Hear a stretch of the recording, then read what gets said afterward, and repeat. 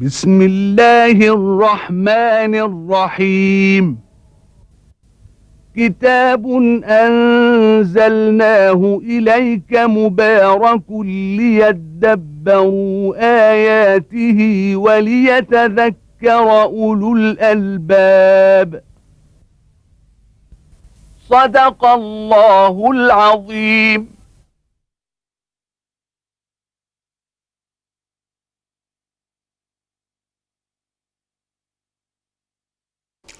الحمد لله رب العالمين، والصلاة والسلام على عبده ورسوله الأمين سيدنا ونبينا محمد وعلى آله وأصحابه ومن اهتدى بهديه وعمل بسنة إلى يوم الدين. وبعد، فيقول الله تبارك وتعالى: يا أيها الناس أنتم الفقراء إلى الله والله هو الغني الحميد، إن يشأ يذهبكم ويأتي بخلق جديد وما ذلك على الله بعزيز، ولا تزر وازرة وزر أخرى، وإن تدع مثقلة إلى حملها لا يحمل منه شيء ولو كان ذا قربى، إنما تنذر الذين يخشون ربهم بالغيب وأقاموا الصلاة، ومن تزكى فإنما يتزكى لنفسه وإلى الله المصير. وما يستوي الأعمى والبصير ولا الظلمات ولا النور ولا الظل ولا الحرور، وما يستوي الأحياء ولا الأموات، إن الله يسمع من يشاء، وما أنت بمسمع من في القبور إن أنت إلا نذير. هذه موعظة عظيمة ونداء عظيم من الله تبارك وتعالى إلى الناس ليعلموا حقيقة الأمر. يقول جل وعلا: يا أيها الناس أنتم الفقراء إلى الله. نداء من الله تبارك وتعالى إلى الناس جميعا في هذا القرآن المنزل من عنده سبحانه وتعالى، رسالة للعالمين، منزل على قلب النبي صلوات الله وسلامه عليه، ليخبر به ولينذر به كل الأمم، كل الناس.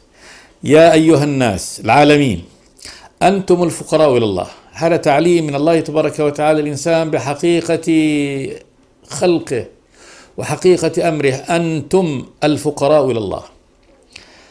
الفقير اللي هو المحتاج، واحتياج البشر جميعا إلى ربهم سبحانه وتعالى، إلى الله، احتياج جبلي خلقي مخلوق هكذا، وذلك أنه مفتقر في خلقه ووجوده إلى الله، فالله هو خالقه، ومفتقر في رزقه وحياته إلى الله تبارك وتعالى، فالله هو الذي يرزقه، والإنسان لا يستطيع أن يرزق نفسه بشيء، ومفتقر إلى كل هذه النعم التي أحاطه الله تبارك وتعالى بها وأسبغها عليه سبحانه وتعالى، افتقار جبلي. والله تبارك وتعالى هو فاعل كل هذا، فالشمس التي بها حياة من على هذه الأرض شمس الله تبارك وتعالى، وهو منشئها وهو خالقها وهو الذي يجريها في أماكنها، والقمر والليل والنهار، وكل ما هو يعني مما ذخره الله وخلقه الله تبارك وتعالى وبنى عليه السماوات والأرض، مما لا بد منه، ولو اختل شيء قليل منه لاختلت حياة الإنسان. فالإنسان مفتقر في وجوده إلى الله وبقائه افتقار جبلي خلقي إلى خالقه وإلهه ومولاه سبحانه وتعالى. وكذلك في حقيقة كيانه، فكيان هذا الإنسان على هذا النحو القائم، الله تبارك وتعالى هو الذي ينظمه وهو الذي يقيمه. من ينظم لك ضربات قلبك؟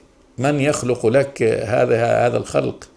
من ينيمك؟ من يحييك؟ من ينظم لك كل دقيقة من خلاياك؟ ولو اختل شيء قليل من هذا في داخل الخلية لما كان لك أن تعيش. من الذي جهز لك جهاز مناعة كامل في جسدك تقاوم به الأمراض والعوادي التي تعدو عليك مما تعلمها ومما لا تعلمها؟ أنت أيها الإنسان في كل دقائقك لا وجود لك ولا بقاء لك إلا بخالقك وإلهك ومولاك سبحانه وتعالى. يا أيها الناس أنتم الفقراء إلى الله في كل لحظة وثانية من لحظات حياتكم، لا بقاء لكم إلا به ولا وجود لكم إلا به سبحانه وتعالى. والله هو الغني الحميد. الإنسان بالنسبة لله تبارك وتعالى لا شيء، وجوده وعدمه بالنسبة لله تبارك وتعالى سواء. فالله هو القائم بنفسه المقيم لغيره سبحانه وتعالى، والعباد لا ينفعونه بشيء. العباد لا ينفع الله تبارك وتعالى وكذلك لا يضره، كما في الحديث القدسي: يا عبادي إنكم لن تبلغوا نفعي فتنفعوني ولن تبلغوا ضري فتضروني. فالعباد فقراء إلى الله تبارك وتعالى، والله ليس فقيرا إليهم سبحانه وتعالى، بل ولا هو فقير إلى شيء من مخلوقاته سبحانه وتعالى. هو الغني عن كل ما سوى، كل ما سوى الله تبارك وتعالى مفتقر إليه. عرش الله، كرسيه، سماواته، أرضه، ملائكته، جنه، إنسه، كل مخلوقاته تحتاج إليه، وهو سبحانه وتعالى مستغن عن الجميع. فالله هو الغني سبحانه وتعالى بذاته، القائم بذاته سبحانه وتعالى، لا يحتاج إلى غيره. وكل مخلوق هو فقير فقر جبلي إلى الله تبارك وتعالى. وبالخصوص هؤلاء الناس المخاطبين بهذا يجب أن يعلموا أنهم مفتقرون الله تبارك وتعالى افتقار أصلي جبلي، في أصل جبلتهم وأصل خلقهم، وأن وجودهم أو عدمهم بالنسبة إلى الرب تبارك وتعالى لا شيء. هل أتى على الإنسان حين من الدهر لم يكن شيئا مذكورا؟ جاء الإنسان مخلوق طارئ، خلقه الله مخلوق طارئ، جاء على هذه الأرض لم يكن قد سبقه دهور ودهور، ولم يكن شيئا مذكورا على سطح هذه الأرض، ثم خلقه الله تبارك وتعالى في السماء وأنزله في هذه الأرض وأسكنه سبحانه وتعالى، وهو قادر أن يذهبه وأن يزيله في الوقت الذي يشاء سبحانه وتعالى. يا أيها الناس أنتم الفقراء إلى الله والله هو الغني بنفسه الذي لا يحتاج إلى غيره سبحانه، الحميد المحمود سبحانه وتعالى. المحمود بذاته، لا يحمد الله تبارك وتعالى يعني حمد حقيقي إلا الله تبارك وتعالى، لأنه لا يعلم الله على الحقيقة إلا الله، ولا يحصي أحد من خلقه ثناء عليه كما أثنى على نفسه سبحانه وتعالى. فالله هو المحمود كذلك بذاته سبحانه وتعالى. نعم يحمده الحامدون بلسان المقال ممن خلقهم الله تبارك وتعالى ووفقهم إلى معرفته وطاعته كملائكته وكالمؤمنين يحمدونه، وكذلك كهذا الخلق الذي بلسان المقال وبلسان الحال يسبح بحمد الله تبارك وتعالى، كما قال جل وعلا: وإن من شيء إلا يسبح بحمده ولكن لا تفقهون تسبيحه. فهو الرب الحميد سبحانه وتعالى المحمود. إن يشاء يذهبكم ويأتي بخلق جديد، يعني يا أيها الناس إن شاء الله تبارك وتعالى أن يذهبكم ويزيلكم من ظهر هذه الأرض ويأتي بخلق جديد، فعل هذا، وليس بمستعصٍ على الله ولا مستعظم عليه، وأنتم لا تضروه شيئا، فإذا أذهبكم لا تضرونه شيئا سبحانه وتعالى. إن يشاء يذهبكم من الوجود ويأتي بخلق جديد يخلفكم، يخلق ما يشاء كما يشاء سبحانه وتعالى. فالله له القدرة وله العظمة سبحانه وتعالى، يخلق ما يشاء مما يشاء كما يشاء سبحانه وتعالى، وما ذلك على الله بعزيز. وما ذلك إذهابكم وإتيان بخلق جديد على الله سبحانه وتعالى بعزيز، يعني بممتنع، يعني لا يمتنع على الله تبارك وتعالى، لا يمتنع شيء من هذا ويعز عليه ويمتنع عليه ويغلبه سبحانه وتعالى. لا يغلب الله أن يأتي وأن ينشئ خلقا مما يشاء سبحانه وتعالى كيف ما يشاء. ثم بين الله تبارك وتعالى أنه يعني سنته سبحانه وتعالى في الثواب والعقاب بالنسبة لهذا البشر الذي خلقه الله تبارك وتعالى وهو فقير ومحتاج إليه. قال: ولا تزر وازرة وزر أخرى. اعلموا هذا، لا تزر وازرة يعني تحمل ذنب مذنبة ذنب نفس أخرى، لا يحمل الله تبارك وتعالى ذنب أحد على غيره، بل كل نفس ستحمل ذنبها بنفسها، الذنب الذي أذنبته تحمله. ولا تزر وازرة وزر أخرى، ذنب نفس أخرى، وإن تدعو مثقلة إلى حملها لا يحمل منه شيء. وإن تدعو مثقلة يعني نفس مثقلة بالذنوب، أي نفس من بني البشر تحمل بذنوب عظيمة يدعو غيره ليحمل عنه شيء، يدعو أباه، يدعو أمه، يدعو إخوانه، يدعو أنصاره، يدعو أولاده، يقول يا أولادي أي أب كنت لكم احملوا عني شيئا من ذنوبي، ما في. وإن تدعو مثقلة إلى حملها لا يحمل منه شيء ولو كان ذا قربى، يعني ولو كان هذا المدعو إلى أن يحمل شيئا من الذنوب عن غيره فإن الله تبارك وتعالى فإنه لا يحمل. أولا أن يوم القيامة كل إنسان يكفيه همه، ولا يمكن أن يعني يطيع لآخر ولا يسأل حميم حميمة إنه يروح يحمل ذنب الآخرين مهما كانوا أقرباء له. وإن تدعو مثقلة إلى حملها لا يحمل منه شيء ولو كان ذا قربى. هذا يعني صورة هائلة جدا من صور الوعظ يعظ الله تبارك وتعالى بها عباده. فأولا بين لهم سبحانه وتعالى أنه غني عنه، وأنهم ليسوا عنده بأمر عظيم جدا يعني يستطيع سبحانه وتعالى أن يزيلهم ونأتي بخلق جديد، ولكن الله تبارك وتعالى لما خلقهم جعلهم خلاص هذا مخلوق مكلف، الإنسان مخلوق مكلف، وأنه إذا حمل ذنب فإنه خلاص يركبه، وأنه لن يحمل الله تبارك وتعالى ذنب أحد يعني ذنوب أحد الآخر، بل كل إنسان سيحمل ذنبه ولا تزر وازرة وزر أخرى. وإن تدعو مثقلة أي نفس مثقلة بالذنوب تدعو يعني إلى أن يعني قريبا لها أو صديقا لها أن يحمل عنها شيء، إلى حملها لا يحمل منه شيء ولو كان ذا قربى. ثم بين سبحانه وتعالى أن هذه الموعظة العظيمة لا يستفيد بها إلا هؤلاء الناس أهل الإيمان والصلاة. قال إنما تنذر الذين يخشون ربهم بالغيب. يعني اعلم مع وضوح هذه المواعظ العظيمة لكن لا تنفع ولا تؤتي يعني ثمارها إلا الذين يخشون ربهم بالغيب هنا، والرب غائب عنهم سبحانه وتعالى، لأن الرب سبحانه وتعالى يعني لا يقع تحت الحس، لا تدرك الأبصار وهو يدرك الأبصار، وإنما يؤمن به بالخبر الذي أخبره وبالآيات التي أقامها سبحانه وتعالى. فالله بالغيب. إنما تنذر الذين يخشون ربهم بالغيب. إنما تنذر، والله هذا حصر يعني نذارة النبي صلى الله عليه وسلم إنما هي للذين يخشون ربهم بالغيب، يعني والرب لا يرونه سبحانه وتعالى وإنما يؤمنون به ولم يرونه. فهؤلاء الذين آمنوا وخشوا ربهم سبحانه وتعالى والأمر بالنسبة إليهم غيب ما زال، ولكنهم يؤمنون بالغيب، يؤمنون بعذاب الله تبارك وتعالى، يؤمنون بيوم الحساب، يؤمنون بجنته، يؤمنون بناره، فيخافون من هذه النار وهم لم يروها بعد، ما رأوا النار هذه ولكن خايفين منها لأنهم مؤمنون بها ويؤمنون أنها واقع. إنما تنذر الذين يخشون ربهم بالغيب وأقاموا الصلاة لله تبارك وتعالى. فهؤلاء أهل الصلاة، أهل الإيمان وأهل الصلاة الذين يخافون الله تبارك وتعالى هم الذين تنفعهم النذارة، يعلمون إن هذا الأمر والتحذير أمر حقيقي، مو لعب ولا تهويش ولا كذب، بل يعلمون أن هذا أمر حقيقي، وأن فيه نار، وأن فيه حساب، وأن الله وأنهم قائمون بين يدي ربهم سبحانه وتعالى ومحاسبهم. نعم، فلذلك هم خائفون من ذلك اليوم، وكذلك مقيمون للصلاة خوفا من الله تبارك وتعالى وطاعة لربهم وحمدا له وشكرا سبحانه وتعالى. وأقاموا الصلاة. ثم قال جل وعلا ومن تزكى فإنما يتزكى لنفسه. من تزكى من البشر تطهر.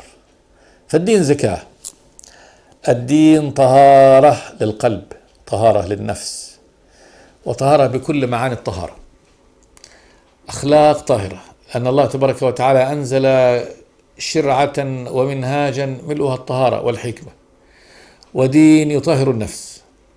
أولا طهارة بالإيمان، لأن الإيمان طهارة والكفر نجاسة، فالإيمان تصديق بالحق وإقرار به. الله حق، والجنة حق، والنار حق، وغيب الله تبارك وتعالى حق. المصدق بهذا صدق بالحق. حق الله تبارك وتعالى العباد أن يعبدوه، هذا حق، لأنه يستحق هذا، الرب سبحانه وتعالى يستحق أن يعبد سبحانه وتعالى، فهو رب العباد وخالقهم ورازقهم والذي بيده أمرهم كله سبحانه وتعالى. كل الأمر أمر العباد بيده، هو الذي يستحق العبادة. فهذا حق، هذه تزكية، هذه زكاة، لأن هذا من شكر المنعم ومن التصديق بالصدق. كل هذه فضيلة. الشرك نجاسة، لأنه قائم على الكذب وقائم على الظن والبهتان. فالذي يقول إن لله ولد أو هناك شريك مع الله أو يدعو غير الله أو اتخذ له إله مع الله، أولا كذاب، ما في إله مع الله تبارك وتعالى، مفتري، نسي الإله الذي خلقه ورزقه وعبده وأشرك به وجحده وكذب بموعوده، فهذا نجس. فالشرك نجاسة. وكذلك كل من شرع لنفسه وشرع بهواه لا بد أن يصد عن طريق الحق، ما ممكن يهتدي إلى الحق، فيجعل ما جعله الله تبارك وتعالى نجاسة وقذارة يجعلها من حقوقه وأنها من نفعه ويسير في هوى نفسه، ترك شرعة الرب تبارك وتعالى وطهارته. فالدين طهارة، ومن تزكى، الله يقول ومن تزكى أي بهذا الدين وسار عليه فإنما يتزكى لنفسه، يعني زكاته لنفسه، لأن أثر هذا ونتيجة هذا له وليس لله سبحانه وتعالى، لأن الله تبارك وتعالى لا ينتفع بطاعة الطائعين، كما في الحديث القدسي حديث البراء بن عازب الحديث الإلهي أن الله تبارك وتعالى قال يا عبادي إنكم لن تبلغوا ضري فتضروني ولن تبلغوا نفعي فتنفعوني.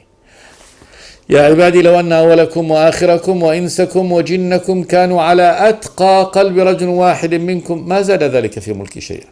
يا عبادي لو أن أولكم وآخركم وإنسكم وجنكم كانوا على أفجر قلب رجل واحد منكم ما نقص ذلك من ملكي شيئا. يا عبادي إنما كلكم عار إلا من كسوته فاستكسوني أكسكم. يا عبادي كلكم جائع إلا من أطعمته فاستطعموني أطعمكم. يا عبادي كلكم ضال إلا من هديته فاستهدوني أهدكم. يا عبادي إنما هي أعمالكم أوفيها لكم، فمن وجد خيرا فليحمد الله، من وجد غير ذلك فلا يلومن إلا نفسه. فالذي يتزكى لنفسه إذا تزكى وتطهر بالإيمان والعمل الصالح والتخلق بهذه الأخلاق الطيبة التي هي زكاة النفوس التي أنزلها الله، إنما بعثت لأتمم صالح الأخلاق، فهذا يتزكى لنفسه لأن زكاته لنفسه. كل فعل من أفعال الخير يفعله سيحصل ثوابه وأجره عند الله تبارك وتعالى. استقام هنا في الخلق الكريم. الدين في ذاته قيمة في الدنيا، فالصدق في ذاته قيمة يأخذه كل ذي عقل ولب ولو لم يكن عليه ثواب في الآخرة. كما أن الكذب رذيلة وأمر من الرذائل، وإن لم يكن فيه عقوبة في الآخرة فهو دنس. وكل عاقل لو يعقل فإنه يختار الصدق ويترك الكذب. وهكذا كل سائر الأخلاق الطيبة هي قيمة في نفسها، فكيف وقد جعل الله تبارك وتعالى هذه الأمر القيم الطيب النظيف في هذه الدنيا له ثوابه في الآخرة. وأن كل من ترك الخنا والخبث والقذارة والدنس من هذه المعاصي التي له أجر عظيم بهذا عند الله تبارك وتعالى. يترك القذارة ويكون له بها الأجر عند الله سبحانه وتعالى. هذا أمر عظيم جدا، هذا أمر عظيم. فلنفسك أيها الإنسان، لنفسك تزكيت، ومن تزكى فإنما يتزكى لنفسه وإلى الله المصير. إلى الله لا إلى غيره. ما قال والمصير إلى الله، لا، قال إلى الله المصير. وتقديم هنا ما يسمى بتقديم المعمول العامل، هذا دليل على الحصر. مصير العباد إلى الله تبارك وتعالى، إليه وحده، فكل العباد سيكون مصيرهم إلى الله تبارك وتعالى ليحاسب الجميع سبحانه وتعالى. إلى الله لا إلى غيره سبحانه وتعالى مصير العباد، وهذا أعظم الوعظ. إن مآلك يا أيها العبد إلى الله، ما حتروح لا تقدر تروح يمين ولا شمال ولا تفر. كلا لا وزر إلى ربك يومئذ المستقر. كلا لا وزر، ما في ملجأ، في غار، في جبل. فإذا برق البصر وخسف القمر وجمع الشمس والقمر يقول الإنسان يومئذ أين المفر. كلا، ما في مفر، لا وزر، إلى ربك يومئذ المستقر. مصير العباد كلهم وجمع العباد إلى الله سبحانه وتعالى لا إلى غيره، ليحاسب الجميع، وهو الذي يحاسبهم سبحانه وتعالى وليس غيره، ولا يتولى حساب الناس غير الله تبارك وتعالى. فلا يوكل الله تبارك وتعالى ملائكة ولا غيرهم بحساب أحد من خلقه، بل كل أحد سيحاسبه ربه سبحانه وتعالى. ما منكم إلا وسيكلمه ربه، ليس بينه وبينه حاجب أو ترجمان يحجبه دونه، فيقول له ألم يأتك رسولي فبلغك وأتيتك مالا وأفضلت عليك فما قدمت لنفسك. فلينظرن أيمن منه فلا يرى شيئا، ولا ينظرن أشأم منه فلا يرى شيئا، ولا ينظرن تلقاء وجهه فلا يرى إلا النار. قال النبي فاتقوا الله، فاتقوا النار ولو بشق تمر.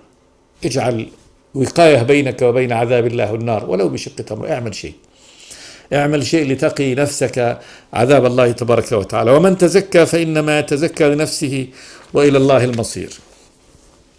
ثم بين الله تبارك وتعالى بأن هذا المصير النهائي ما يستوي الأمر بتاتا، حتى الأمور المتفاوتة في الدنيا لا تستوي. قال جل وعلا وما يستوي الأعمى والبصير. الكافر أعمى والمؤمن بصير. الكافر أعمى لأنه لم يرى ربه، لم يرى طريقه، لم يرى الجنة، لم يرى النار، ما عرف اليد، أعمى، فعمي عن الحق فأعمى. والمؤمن بصير، رأى أن هذا دين الله تبارك وتعالى، آمن بالله تبارك وتعالى، رأى أن هناك جنة، ورأى أن هناك نار، ورأى وأبصر الطريق. وما يستوي الأعمى والبصير، المؤمن والكافر.